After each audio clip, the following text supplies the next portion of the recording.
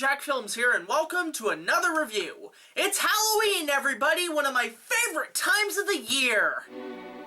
And how can it not be? It's the season for everything a film fan like myself could want. Horror movies, thrillers, treats, costumes, scary cosplays, and best of all, monsters galore. It's the time of year for me to watch some of my favorites in the horror genre, whether it be movies that scare the shit out of me, the Universal classics, or that of Cinemassacre's Monster Madness.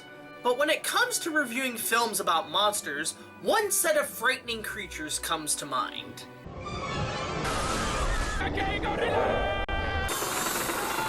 No! Get him off screen!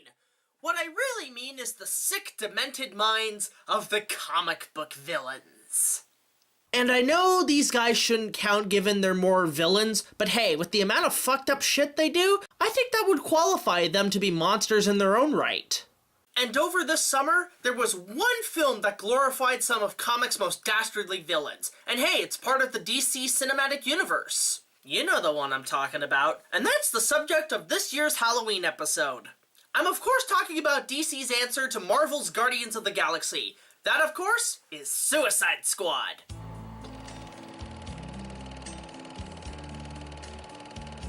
Taking place after the events of Batman v Superman: Dawn of Justice, the film tells the story of government official Amanda Waller, played by Viola Davis, who is secretly creating a task force of some of the world's craziest criminals, fearful of what Earth will endover after the events of Superman. Yeah, I don't blame her.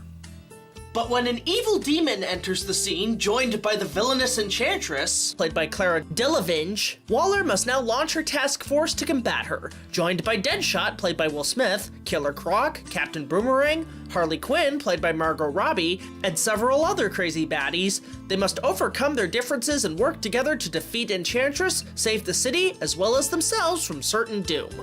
Okay, so overall, Man of Steel was a bit of a mess, but had some great action scenes. Batman v Superman was a hit or miss for some, but I had fun with it for what it was. So what are my thoughts on the newest addition to the DC Cinematic Universe? Well, to be perfectly honest, I really dug the shit out of this movie. It was actually quite fun and was a real colorful comic book movie. I know that this movie and all the DC films have split a lot of the fans down the middle, whether or not to love it or hate it. But for me, this movie was probably the best out of all of them so far. It seems Warner Brothers is starting to listen to the fans and want a bit more fun with these movies. And that's essentially what we got. While the story and its villain are mediocre and cliche, it makes up for it with some great action scenes, fantastic set designs, and characters that you can really care about and want to see pull through in the end. I mean, in some regards, it is very much like Marvel. Okay, jeez, Christ. God, I guess I won't bring them up in this review.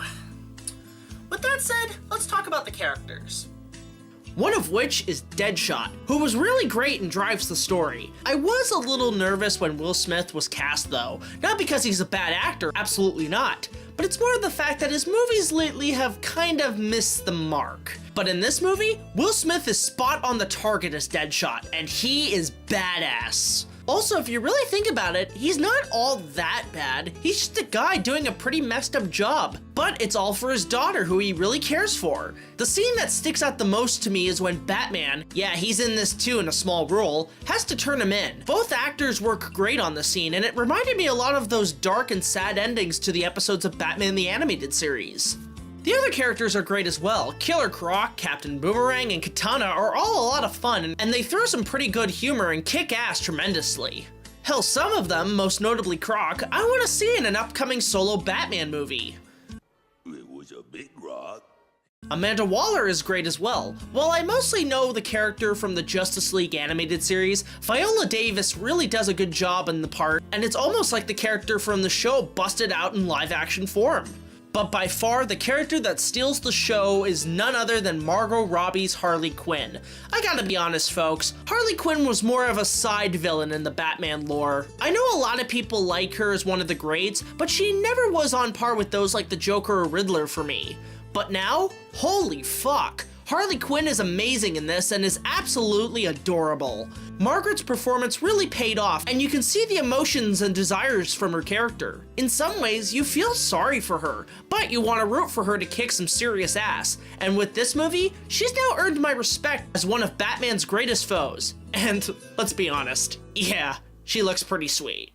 Now, I bet a lot of you want me to comment on Jared Leto's portrayal of the Joker. Well, to be perfectly honest, I thought he was kinda cool. Yeah, I know nothing will top that of Mark Hamill or Heath Ledger, but Jared gives a much different take on the character. He's still the psychotic maniac we all know today, but he's more of a gangster, and you definitely don't want to fuck with him. Leto really did his homework in portraying the clown prince of crime.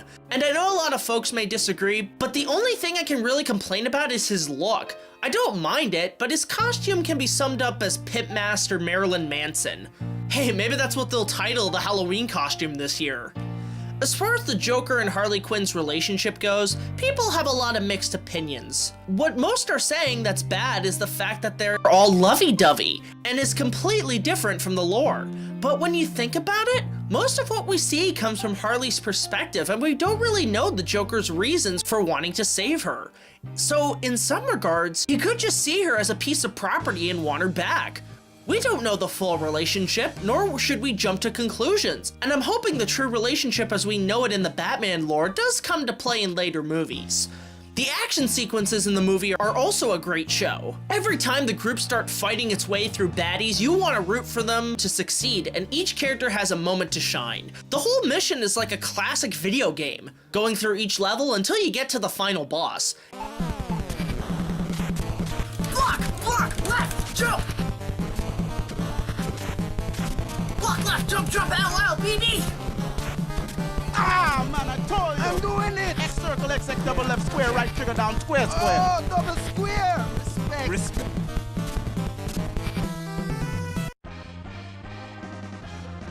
Yes! God, I love this game. I can't wait to play the rest of it. You need to buy the rest of the game?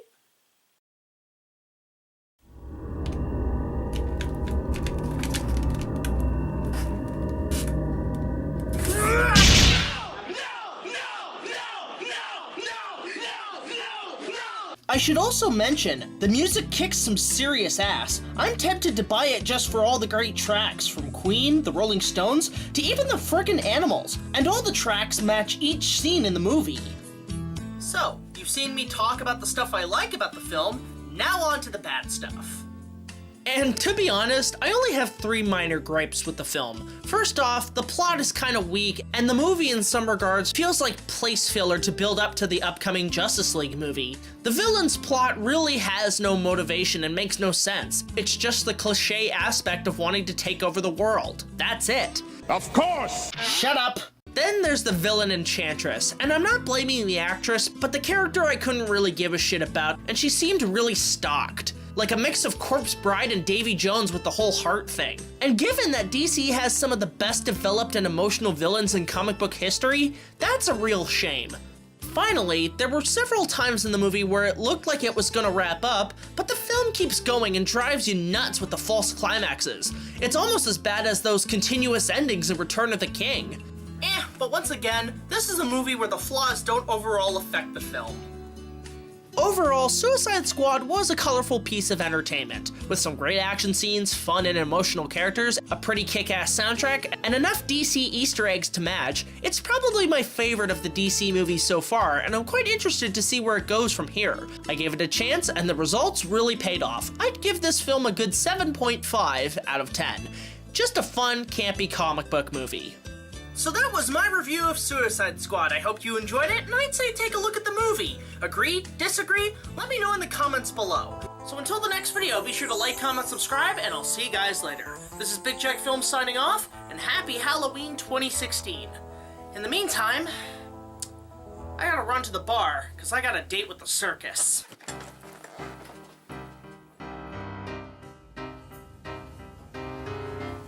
Hey, Toots. Sorry I'm late. I had a review to do. What you having, hot stuff? I'll take a Diet Coke. Not one for alcohol. It's the end of the world. Have a drink with us. Actually, it's Halloween. I don't see that as the end of the world. Unless you're ugly.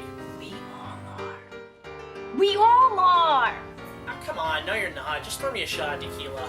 That's a good idea, honey.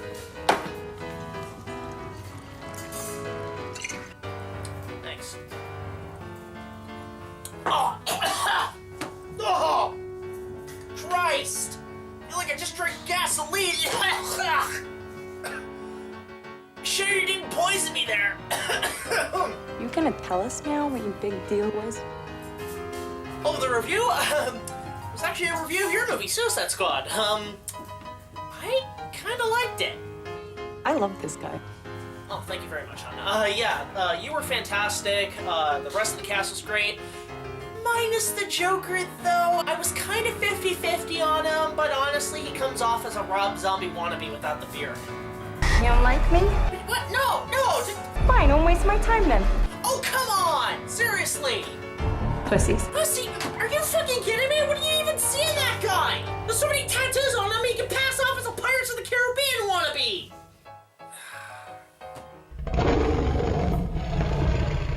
What the hell are you looking at? Come on, you guys try dating a clown once in a while. Well, BigJackFilms, you're alone again. Might as well call in the robot. Meantime, happy Halloween, my friend.